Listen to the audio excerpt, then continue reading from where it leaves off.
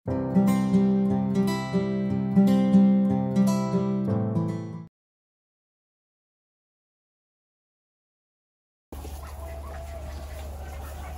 rekan-rekan, hari ini saya bertiga, ada Kichen ditemani dengan satu konsultan konsultan luar ini konsultan terkait dengan anggur, tapi Namong ini tertarik untuk melihat juga atau belajar mengenai ternak tadi ayam KUB, misalkan ternak ayam KUB, kemudian juga ternak entok. Nah di sini pemilik ternaknya ini yang buat pengelola di JJ Gahara adalah Kichen. Halo Chen. Halo.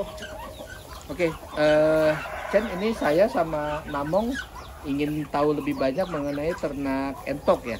Nah, ternak entok yang di sini, yang di Kichen berikan ini kan ada beberapa macam nih. Iya. Ini kan kalau ini masih apa? Ini udah betina, biang. Bukan biang. Indukan. Kemudian ada juga yang masih kecil ya. Bahan. Kalau yang putih di sana itu dedara, tapi entok bukan bebek. Betul, entok. Nah, seperti ini nih yang jantan ya. Nah, pertanyaan pertama, entok ini yang diambil apa? Dagingnya atau apa? Anakannya. Oh, anaknya. Iya, jual bibit. Kalau misalkan dia ditetaskan juga atau enggak? Ditetaskan sama induknya, alami. Oh, jadi nggak pakai mesin penetas? Tidak. Nggak pakai mesin penetas. Ada contohnya di sini? Ada. Di sebelah mana? Ini ada, biasanya di ekor dia atas bawah ya? Iya, seperti tingkatan. Dia ada lantai 1, lantai 2. Iya. Ya, lantai dasar tuh ada entok, di atasnya juga ada entok juga. Biasanya telurnya itu hasil dia sendiri. Betul. Meskipun bisa juga kita nitip telur yang lain. Betul. Ya. Ini sama dia, masa penetasan sama seperti ayam yang lain 21 hari atau apa? Dia 35 hari. Oh, lebih lama. Iya. Ada nggak pertimbangan khusus kenapa memilih menetaskan alami lewat indukan? Otomatis kan indukannya jadi nggak produktif nih. Iya. Karena dia mesti ngerami dulu. Karena kalau berdasarkan pengalaman saya sudah nyoba ditetaskan di mesin tetas, hasilnya itu kurang maksimal. Tidak sebagus hasil tetasan alami dari induknya. Tuh. Oke, berarti secara kualitas hasil itu kalau dia menetaskan lewat mesin penetas ada kemungkinan misalkan kita masukkan 50, kualitas telurnya juga mungkin yang menetas produktivitasnya lebih sedikit ya. Betul.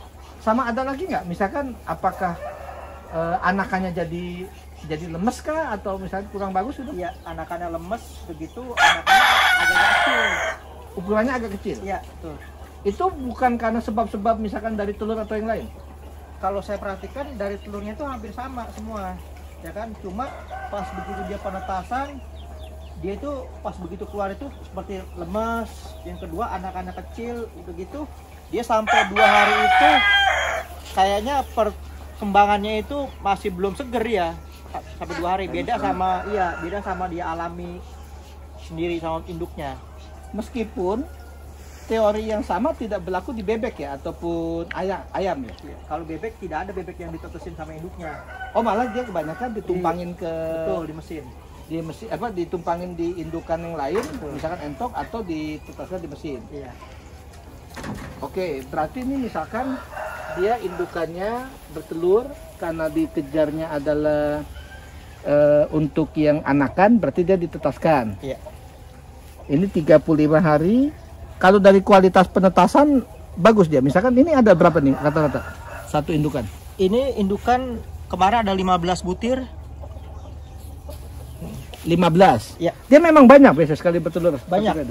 Selama makanannya dia terjamin, terus juga dia rileks, artinya dia senang berada di kandang ini, mayoritas itu di atas 15, 16.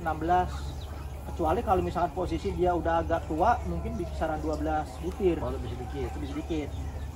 Dia mulai bertelur usia berapa biasanya? Rata-rata? Standarnya itu 6 bulan. 6 bulan mulai belajar telur. Iya, mulai belajar telur. Habis itu dia ngerem. Iya. Kemudian setelah dia kapan mulai istilahnya sapi? Pokoknya pas begitu anakannya sudah mulai ada netes dan kering, kita langsung kita ambil.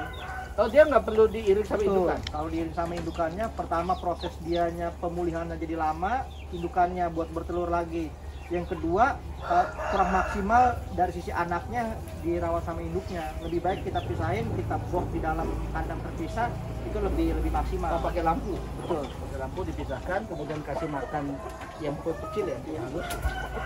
Yang di bawah juga sama nih, rata-rata Sama gitu. Sama. Ini dia nggak saling ganggu nih, atas sama bawah.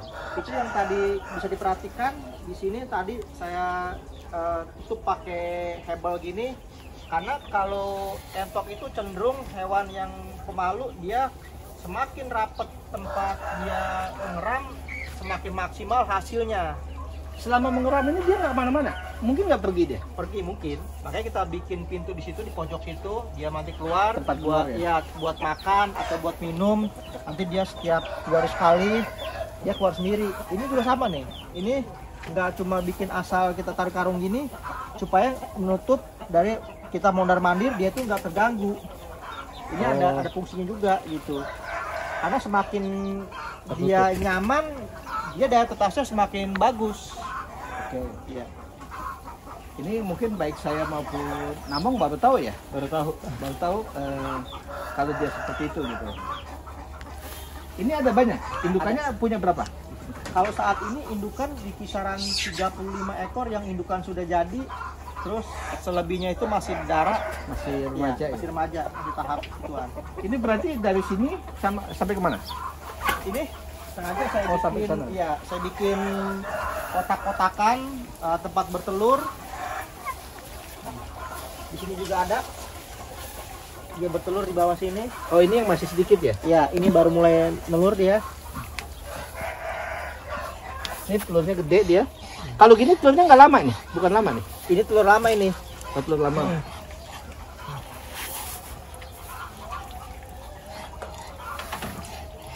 Kalau ini? Ya, ini dia telur mulai belajar baru nih. Ini semacam kayak buat pemikat supaya dia bisa bertelur di situ. Ini kayak Ngakalin. istilahnya mungkin ada susuk pemikat lah. Ya. Ini dia telur pemikat. Maksudnya apa?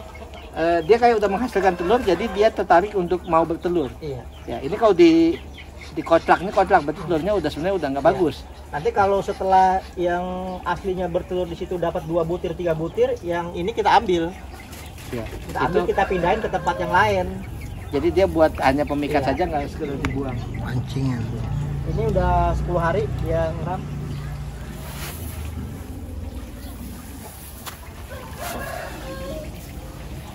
Awas, ngasut. Nih, ini juga bisa disut, Bang Abrai. Di sini ada ayam bertelur, Bang Abrai. Nah, ini kalau terpisah seperti ini, sengaja saya nggak ambil telurnya, biar nanti dikerami sama induknya. Ini ada 6 butir. Di situ juga ada juga. Ya. Ini kenapa misalkan di bawahnya ada kandang bebek, kandang entok, tapi di atasnya ada ayam gitu, nggak ganggu dia? Enggak. Itu memang sengaja kita maksimalkan ruangan supaya lebih maksimal. Ini memang kandangnya tidak dibuat khusus dalam bentuk kandang ya? Tidak. Jadi memanfaatkan istilahnya bahan-bahan yang ada. Betul. Ini nggak terlalu kependekan dia, ketinggian dari kandang di dalamnya itu. Ini udah normalnya seperti ini dia. Kalau semakin tinggi dia itu malah kurang bagus dia, seperti nggak tersembunyi. Kalau tipikal entok kan dia memang dari sarangnya itu yang tersembunyi. Tuh. Oke, jadi memang tingginya ini mungkin sekitar berapa ya? 15 cm ya? 20 cm, 15-20 ya? Iya, kisaran 25 cm itu sampai ke tanah sana. Oh ya, karena dia ada hebel di depan, tapi di bawahnya itu agak turun dia. Betul. Nah ini saya sih membayangkan kalau tempatnya dia tersembunyi di dalam, kan kita nggak tahu nih ada binatang apa mungkin masuk ke dalam gitu. Ya. Kalau untuk binatang, ini kan bisa kita lihat, ini sekelilingnya saya sudah pagar pakai hebel, artinya nih sekelilingnya ini udah rapat semua. Terus yang di depan sana itu udah dipagar juga, terus saya lapisin pakai kawat ram supaya antisipasi semacam kayak ular, kayak tikus segala macam masuk itu kayaknya sudah nggak bisa masuk dia. Oke, jadi cukup aman ya. Cukup aman. Tapi mungkin nggak ada binatang yang ngambilin telur atau apa kalau misalkan nggak terlalu itu bisa Mungkin aja kalau misalkan posisi pagarnya nggak rapat. Tapi selama ini kalau yang di tempat ini saya aman. Artinya ya kalau misalkan nih saya punya lahan di JJ Jahara yang di Karawang, itu kan di sampingnya ada sawah.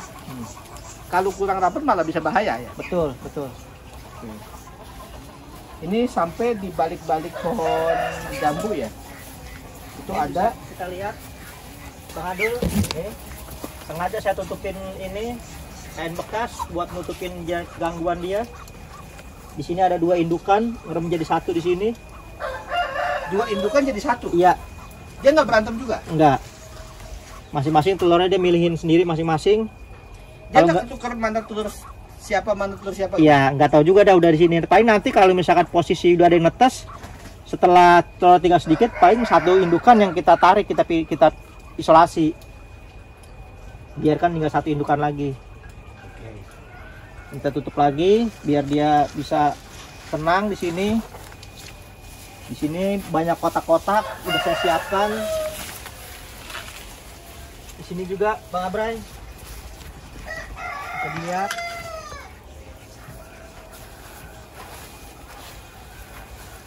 Dia senangnya kayak gini. Kalau entok itu sembunyi di sini. Ini udah ngerem juga.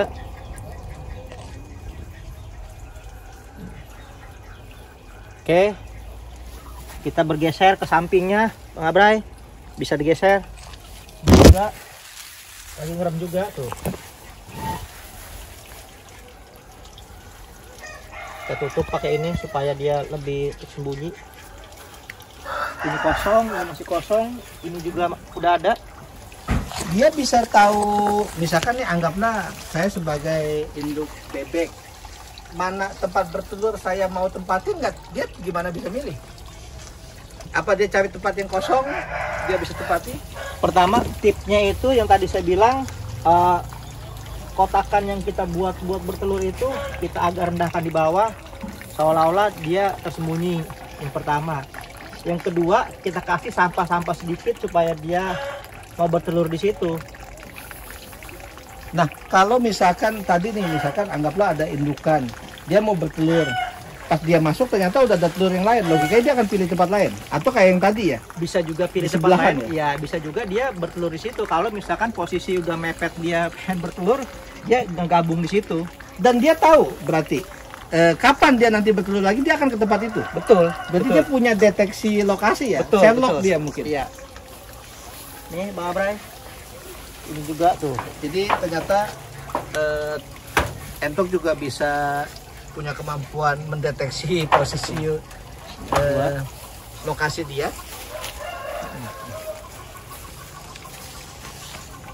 Ini yang saya bilang bahan-bahan anakan. Kita kalau misalkan tipsnya ya, kalau misalkan kita mau main pembibitan, kita kalau beli indukan jadi atau indukan dari tempat lain, resikonya adalah kadang-kadang kalau kita belinya di pasar, artinya itu barangnya itu nggak jelas, nggak ketahuan. Artinya mungkin di peternakan lain udah nggak bagus, dijual ke pasar, kita beli. Nanti hasil telurnya juga kurang maksimal, daya tetasnya juga kurang bagus, malah jadi royalti kita. Nah, kalau solusinya belinya dalam bentuk anakan langsung yang masih dok gitu, iya. gitu. Kalau dari dok DOC ya.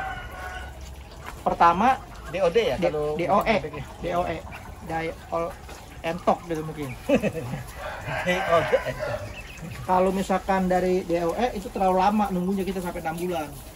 Makanya kalau misalkan posisi kayak gitu, saya beli seperti ini itu, kalau rawatan kita dari awal kita yang kasih makan dan segala macem, kita bisa jamin kualitasnya nanti buat jadi indukan itu pasti bagus. Gitu. Apalagi kalau memang kita sempat tetaskan sendiri, kemudian juga habis ditetaskan kita rawat bahkan dari DOE tadi ya, atau kalau bebek itu DOD, kalau ayam itu DOC ya. Situ juga ada Bang Abray yang lagi merah. Kalau untuk perbandingan Terlalu dekat nih kameramennya, jadi telurnya di shot coba Bang Abray. bebeknya kaget. Bener nggak ada telurnya di situ, takutnya dia ngedekem aja itu telurnya nggak ada.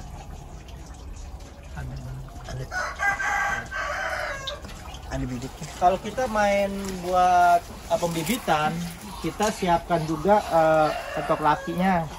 Dengan perbandingan kalau standar saya itu di angka 1 lelaki 7 betina kalau saya pakai seperti itu. Berarti dia melebihi prinsip-prinsip satu betina maksimal, misalnya satu jantan maksimal berapa betina ya? Berarti dia satu jantan sebenarnya 1:7. Iya, 1/7. Dan kemungkinan itu bisa dibilang fertil semua. Betul.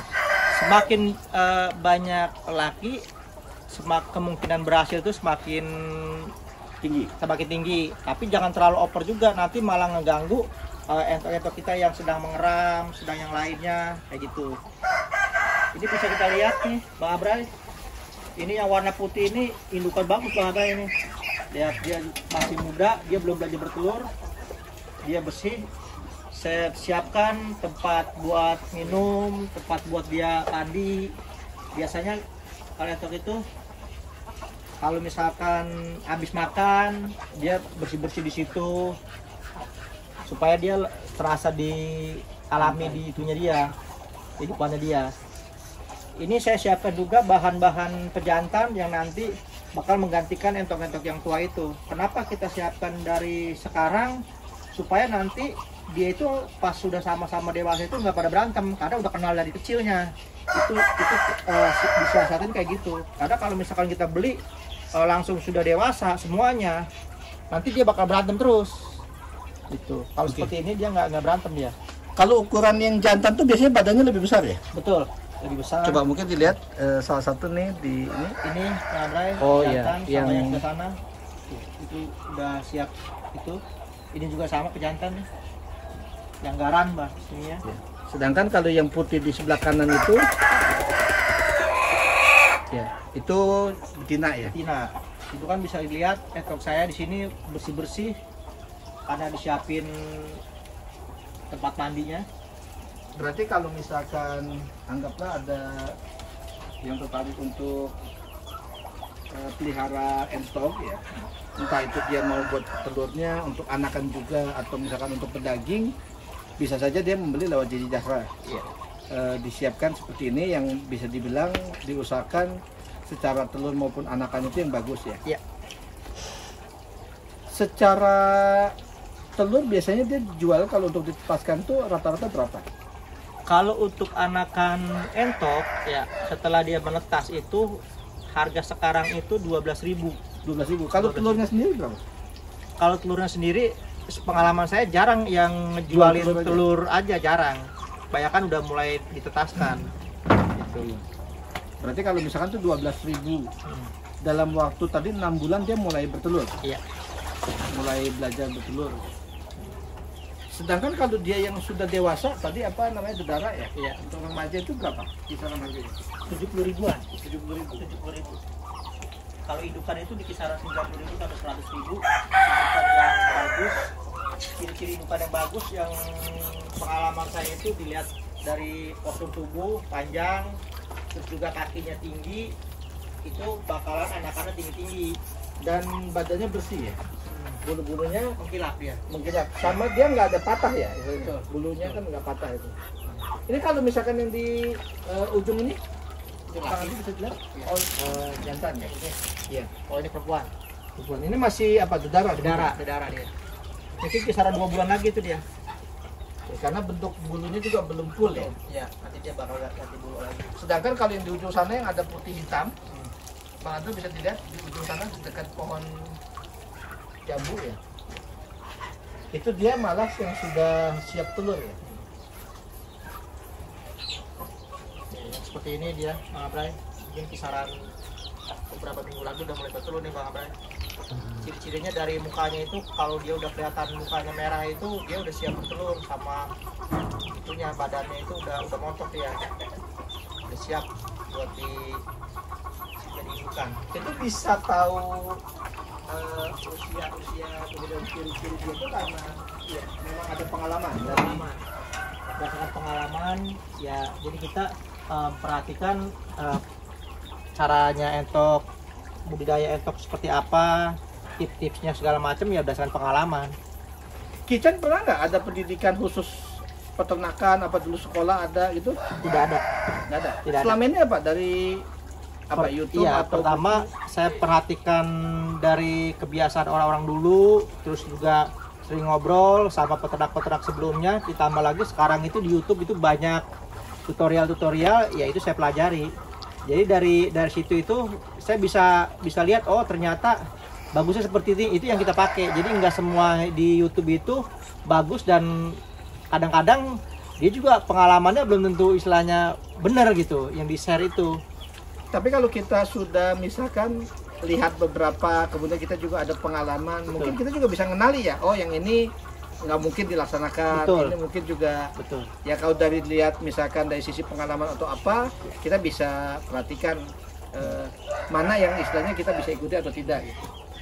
Jadi artinya ya orang nggak bisa, mungkin kalau dibilang pinter dengan sendirinya, ngerti dengan sendiri ya mungkin nggak bisa juga ya. Betul.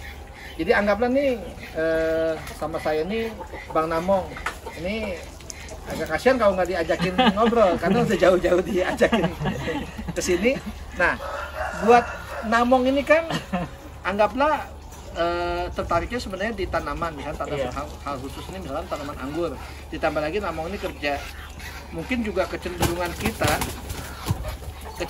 kita kalau ngeliat bebek ini atau entok ini kan nggak bersih lah, itu bisa sembarangan buang kotoran di berbagai tempat gitu. Tapi kalau di sini kita lihat ya, karena mungkin waktu itu sempat disampaikan juga ada sebuk padi ya, sekam padi, jadi dia nggak terlalu kotorannya juga ya istilahnya ngumpul di situ, nggak sampai jorok lah, itu nggak sampai kotor.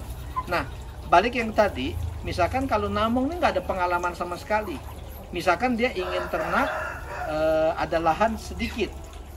Kalau di kota mungkin agak ganggu ya, misalkan ada lahan yang mungkin space-nya nggak terlalu dekat di lingkungan rumah, itu apa yang mesti dilakukan sama Namong buat pertama kali kalau dia mau ternak entok ini? Apa ya, nanya-nanya dulu sih kalau saya. Bukan, maksud saya justru saya tanya ke Kitchen. Jadi Namong ini terlalu exciting. Dia kaget, disangka dia mau diuji pertanyaan. Jadi maksudnya gini, saya tanya ke Kitchen, kalau Namong ini belum ada pengalaman sama sekali, dia ingin ternak entok, itu langkah pertama itu apa? Yang pertama kalau menurut saya, siapkan dulu kandangnya. Kandangnya itu dalam arti kata dia nggak pergi ke tempat orang lain, dia masih tetap di lingkungan kita.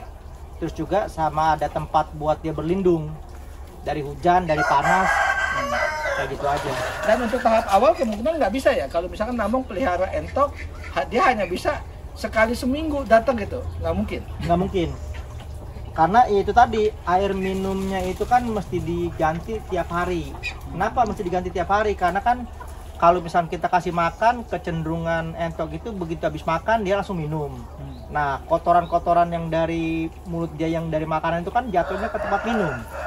Kalau misalkan nggak dibuang, itu bisa basi. Sumber penyakit. Iya, sumber penyakit. Kalau misalkan dia minumnya tempat yang basi itu, ya lama-lama ya kurang bagus juga. Oke. Berarti memang ya anggaplah kalaupun kita punya karyawan, kita punya anak buah, mungkin tahap-tahap awal kita masih tetap intens dulu ya.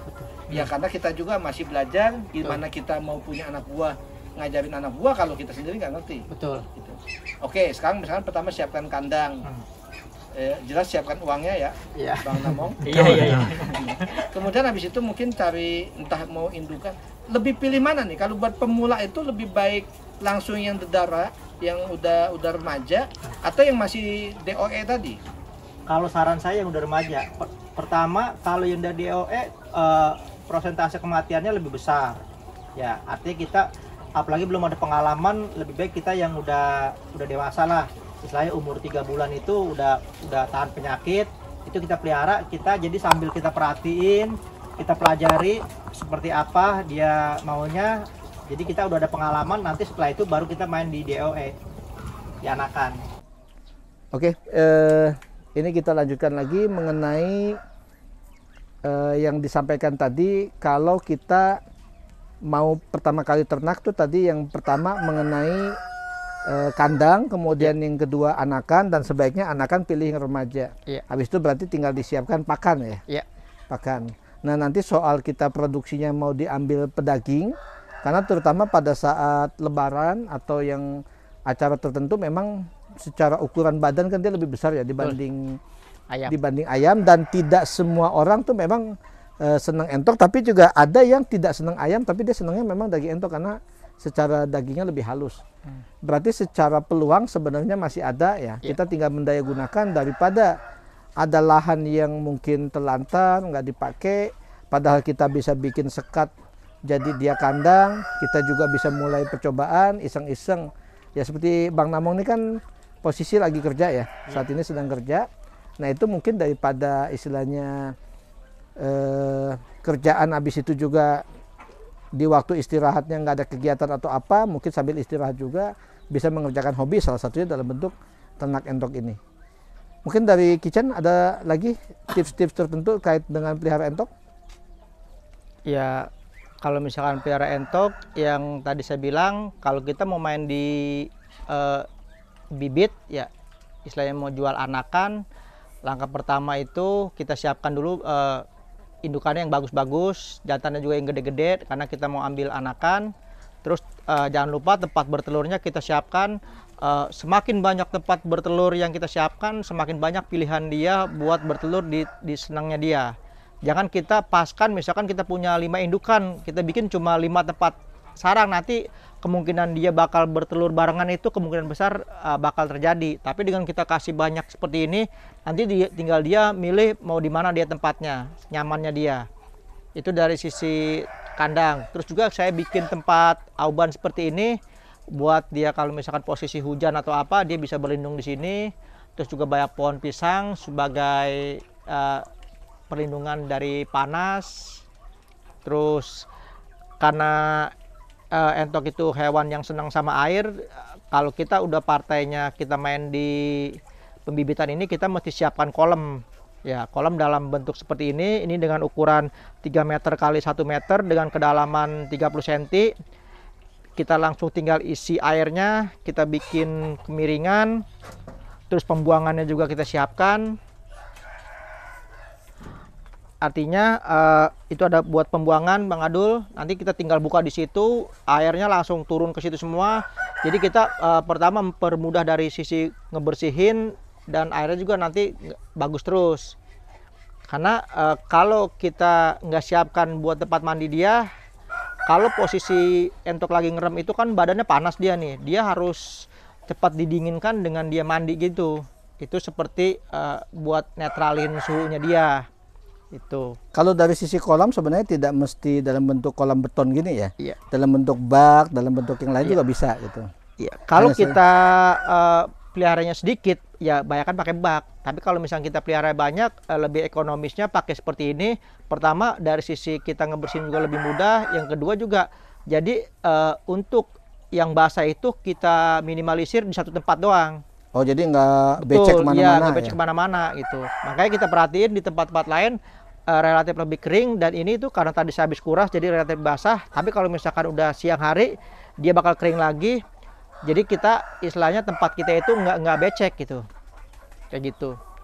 Oke, mungkin penjelasan dari Kitchen. Bang Namong, kira-kira tertarik untuk melihat-lihat kemungkinan ternak entok gitu? Iya. Kemungkinan tertarik kalau lihat kayak gini, senang. Ya. Jadi paling tidak kita bisa belajar, meskipun mungkin kita nganggap, oh sekarang mah kayaknya nggak mungkin saya pelihara karena saya tinggalnya di perumahan, kiri kanan rumah, depan rumah juga, jadi kayaknya ganggu. Ya siapa tahu kita ada rezeki, kita dapat tempat yang mungkin visible, tempat yang memungkinkan, ya kita bisa coba ya. Paling tidak ilmunya udah ada, tinggal nunggu waktu. Sama seperti halnya biji, mungkin dia bisa berkecambah nunggu tempat yang tepat atau lingkungan yang tepat ya. Oke, mungkin demikian. Terima kasih buat Kitchen untuk ilmu dan pengalaman yang diberikan. Terima kasih juga buat Bang Namong, mungkin bisa menemani saya belajar mengenai seluk-beluk ternak entok. Semoga bermanfaat buat rekan-rekan yang menonton. Terima kasih, sampai ketemu pada video berikutnya. Salam Jeje Jahra.